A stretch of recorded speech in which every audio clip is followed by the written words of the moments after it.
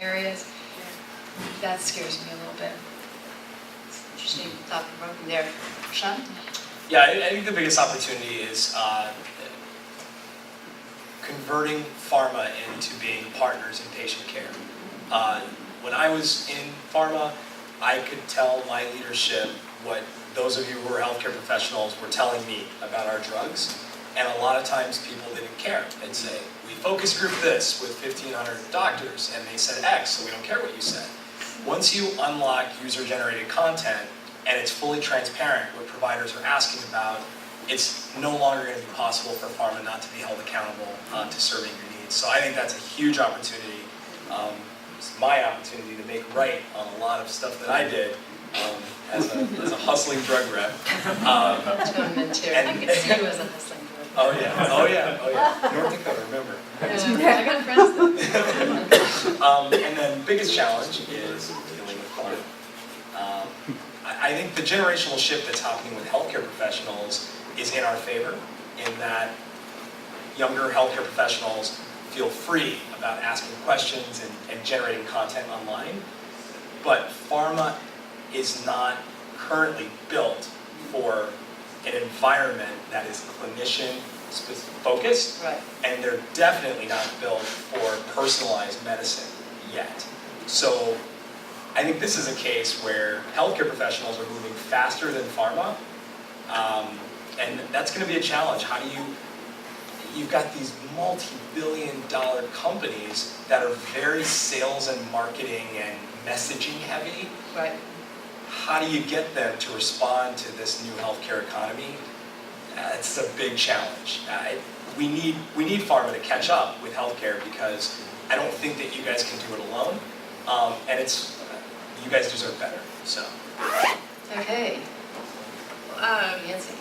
Well, I think technology is the new awesome thing. But the reason for that is, I think in general, we really underestimate the patient. Like, we kind of have this mindset of they need to be taken care of, like they're not taking their meds, like how dare I do that? And we're not giving them the right tools yet. But now we have the technology to give them the right tools, the right feedback, have them collect the information on their own in a way that actually lets them know what is making them healthier, what is really wrong, so they can start trusting the system. And once we give them the right tools, people will want to engage. It's just, the system doesn't work like that now. We don't consider their psychology, their needs, things like that.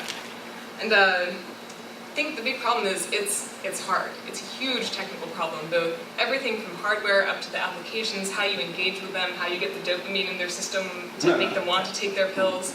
It's not easy. So, we're not going to build the perfect system right away. We won't have the perfect financial model on our first release, but people are building things, they're getting out there. We're testing, we're figuring out what people want.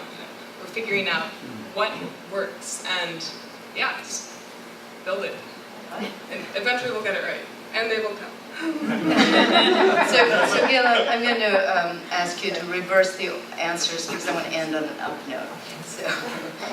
So what's your biggest, what do you think is the big challenge? And you don't, tell us a couple, and then let's talk about what you're most excited about. Okay, well, there are a couple big challenges that are both money. I mean, the entire healthcare system has a big financial challenge due to the cost and access to care, and whichever side wins in the Supreme Court.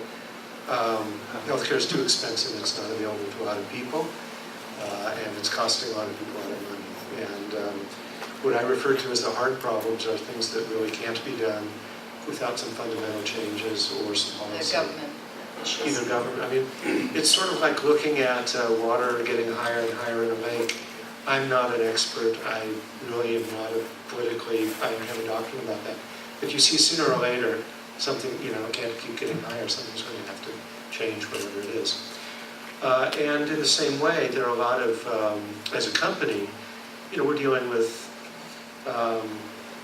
major enterprises with interesting financial stakes that want to preserve their profits, but are having a lot of trouble. So, unlocking that, seeing that certain things are in the financial interest of a payer or an employer or a patient, but there are also financial reasons why they just can't do it, institutional reasons. And we have to either break down some of those barriers or overcome them, or they have to change some of their ways of doing business. On the positive end, software technology and consumer technology and product design. 30, 40 years ago, computers were these big, ugly devices that only engineers could understand, and they were noisy and, well, not smelly, but they just weren't something you would use. And even back then, chairs were uncomfortable and cars were nasty. I mean, today's standards, things are designed with consumers in mind. And when you realize that a patient, for the most part, is a consumer of healthcare and is capable of making intelligent decisions, or can be incented if they just have the right things in front of them, I think it could potentially be a better world if people are empowered. And that is one of the few areas where I think all the enterprises are on the same side, because they don't really want to pay the hospitals to take care of patients. They want the patient, as much as possible, to have the tools. So let me end with one final thought here, and I'm going to take a comment that Scarlett made early on about how she got her project through, which was, and then what was easier about it was to start from scratch, was to essentially reimagine and reconfigure the whole pharma and dispensing.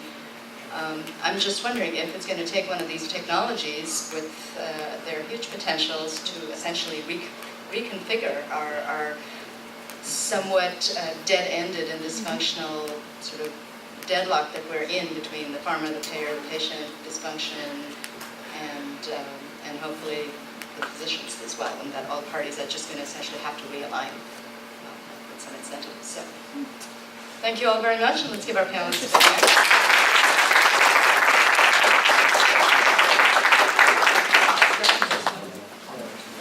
Thank you for coming, and see you next month. And tell your friends. Thank you.